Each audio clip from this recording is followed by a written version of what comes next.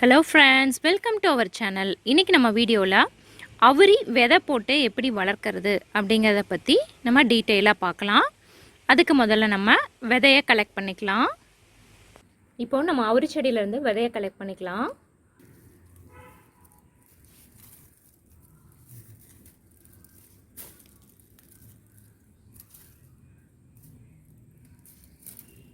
இப்போ நான் அவரி செடியோட இந்த பாடு மட்டும் கலெக்ட் பண்ணியிருக்கேன். இப்போ நம்ம இதுக்குள்ளேருந்து விதையை தனியாக நம்ம பிரித்து எடுத்துக்கலாம். இந்த பாட்லேருந்து நம்ம விதையை தனியாக பிரித்து எடுத்தாச்சு. எப்போவுமே நம்ம ஆல்ரெடி இருக்கிற செடியிலேருந்து தான் நம்ம விதையை கலெக்ட் பண்ணுவோம். இந்த மாதிரி கலெக்ட் பண்ணும்போது நல்லா பெரிய பாடாக இருக்கிற மாதிரி பார்த்து எடுத்துக்கணும். நல்லா தடிமனான பாடாக இருக்கிற மாதிரி பார்த்து எடுத்தீங்க அப்படின்னா அதுக்குள்ளே இருக்கிற விதைகள் கொஞ்சம் நல்லா இருக்கும். விதை பார்த்திங்கன்னா நல்லா வெந்தய கலரில் இருக்கும். வெந்தய மாதிரியே ரொம்ப சின்ன சைஸில் இருக்கும். இதில் ஒரு சில விதைகள் ப்ரௌன் கலராக கருப்பு கலராக இருக்கும். அந்த விதைகள் தரமற்ற விதைகள், அதை நீங்கள் எடுத்துக்க வேண்டாம். இந்த மாதிரி வெந்தய கலரில் நல்ல சைஸில் இருக்கிற பெரிய விதைகளாக பார்த்து எடுத்து கலெக்ட் பண்ணி வச்சுக்கோங்க. இப்போ விதைகள் பார்த்திங்கன்னா ரொம்ப சின்ன சைஸில் இருக்குது. அதனால் இந்த விதையை நம்ம ஆழமாக மண்ணுக்குள்ளே போடக்கூடாது. லேசாக மேலாப்பில் போடணும்.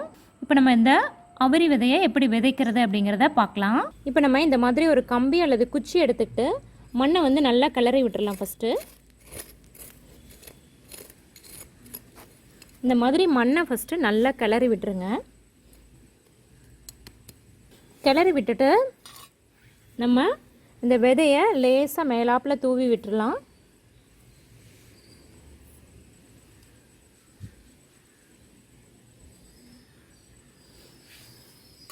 இப்போ பார்த்திங்கன்னா விதையை நம்ம தூவியாச்சு. பார்த்திங்கன்னா விதைகள் இப்போ மேலே தெரியுது. இப்போ நம்ம என்ன பண்ணலான்னா கொஞ்சமாக மண்ணை எடுத்து லேசாக அந்த விதை மேலே இந்த மாதிரி போட்டு விட்டுறணும். விதையை மட்டும் லேசாக மூடி விடணும். ரொம்ப ஆழமாக போட்டால் முளைக்காமல் போயிடும். அதனால் இந்த விதை தெரிகிற இடத்துல மட்டும் லேசாக மண்ணை போட்டு இந்த மாதிரி மூடி விட்டுருங்க.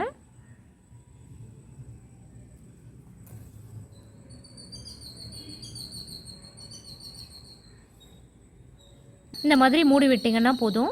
இது நல்லா முளைச்சி வர வரைக்கும் தண்ணி ஒரு நாள் விட்டு ஒரு நாள் இதுக்கு நம்ம விட்டால் போதும். நல்லா முளைச்சி வந்ததுக்கப்புறமா ஒரு 2 நாளுக்கு ஒரு தடவை தண்ணி விட்டால் போதும். ரொம்ப அதிகமான ஈரம் இருந்தாலும் இந்த செடி நல்லா வராது. ஓரளவுக்கு ஈரம் இருந்தால் போதும். இப்போ இந்த விதைகள் ரொம்ப சின்ன விதையாக இருக்கிறதுனால கொஞ்சம் முளைக்கிறதுக்கும் டைம் எடுத்துக்கும். எப்படியும் குறைஞ்சது ஒரு 10 நாள் ஆகும் இந்த விதை முளைச்சி வர்றதுக்கு. நம்ம முளைச்சி வந்ததுக்கப்புறமா பார்க்கலாம். இப்போ பார்த்திங்கன்னா நம்ம விதைகள் எவ்வளோ விதைகள் போட்டிருந்தோம், அதில் ஒரு 10-12 விதைகள் மட்டும்தான் முளைச்சி வந்திருக்கு. நல்லா முத்தின விதைகள் மட்டும்தான் முளைக்கும். இப்போ பார்த்திங்கன்னா செடி ஓரளவுக்கு நல்லா வளர்ந்து வந்திருக்கு. இந்த ஸ்டேஜுக்கு வளர்கிறதுக்கு நமக்கு குறைஞ்சபட்சம் 1.5 மாதத்துக்கு மேலே ஆகும்.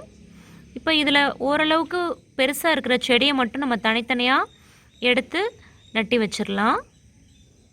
அப்போ தான் நல்லா சீக்கிரமாக வளரும். ஒரே இடத்துல இருந்துச்சு அப்படின்னா வளர்கிறதுக்கு ரொம்ப டைம் எடுத்துக்கும்.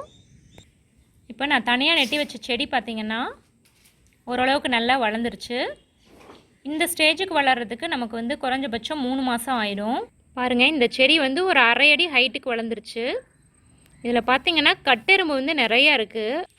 இந்த அவரி செடியில் கட்டெரும்பு வர ஆரம்பிச்சிருச்சு அப்படின்னா இந்த மாவு பூச்சின்னு ஒன்று இருக்கும். அந்த மாவு பூச்சி செடியில் இருந்தால் தான் கட்டெரும்பு நிறைய வரும். அதுக்கு இஞ்சி பூண்டு பச்சை மிளகாய் 3ஐயும் ஒரே அளவு எடுத்துக்கிட்டு அதை நம்ம அரைச்சிட்டு கொஞ்சம் தண்ணி சேர்த்து நல்லா கலந்து தெளித்தோம் அப்படின்னா அந்த மாவு பூச்சி செத்து போயிடும். இந்த அவரி செடி பார்த்திங்கன்னா நம்ம வச்சு 6 மாதம் ஆகிடுச்சு. இப்போ பார்த்திங்கன்னா இது நல்லா 3 அடி ஹைட்டுக்கு வளர்ந்துருக்கு. இப்போ நல்லா பூ பூக்க ஆரம்பிச்சிருச்சு. பூ பார்த்திங்கன்னா நல்லா பிங்க் கலரில் இருக்கும். காமிக்கிறேன் பாருங்கள். பூ பார்த்திங்கன்னா நல்லா லைட் பிங்கிஷாக இருக்குது. இப்போ பார்த்திங்கன்னா நல்லா பூ பூத்துட்டு காய்க்க ஆரம்பிக்குது. காய் காமிக்கிறேன் பாருங்கள். இந்த காய் பார்த்திங்கன்னா இப்போ தான் பிஞ்சாக இருக்குது. இன்னும் கொஞ்சம் நல்லா முதிர்ச்சி அடைஞ்சு நல்லா முத்தி நல்லா காயும் போது இந்த செடியும் சேர்த்து பட்டு போயிடும். அதனால் நீங்கள் என்ன பண்ணணும் அப்படின்னா நம்ம விதையை கலெக்ட் பண்ணி வச்சுக்கிட்டு 2-3 இடத்துல போட்டு வச்சிடணும். அப்போ தான் நம்ம ஒரு செடி பட்டு போகும்போது அடுத்த செடி வளர்கிறதுக்கு கரெக்டாக இருக்கும். இல்லாட்டி நமக்கு அவரி இலை ரெகுலராக கிடைக்காம போயிடும். இது வெயில் காலத்தில் வளர்கிறது அவ்வளோ சீக்கிரம் நல்லா வளர்றதில்ல. மழை காலத்தில் நல்லா வளருது.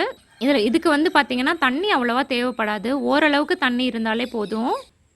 ஸோ இந்த வீடியோ உங்களுக்கு பிடிச்சிருந்தா லைக் பண்ணுங்கள், உங்கள் ஃப்ரெண்ட்ஸ்க்கு ஷேர் பண்ணுங்கள், மறக்காமல் நம்ம சேனலை சப்ஸ்கிரைப் பண்ணுங்கள், கூடவே பக்கத்தில் உள்ள பெல் பட்டனையும் ப்ரெஸ் பண்ணுங்கள். தேங்க்யூ.